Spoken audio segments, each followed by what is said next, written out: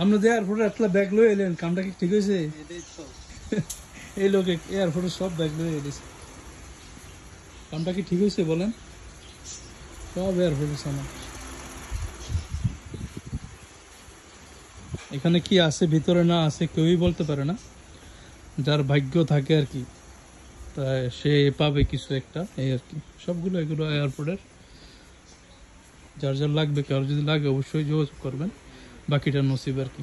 সব তালা মারা, এখনো তালা মারা আছে, কিছু কিছু এখনো তালা মারা আছে।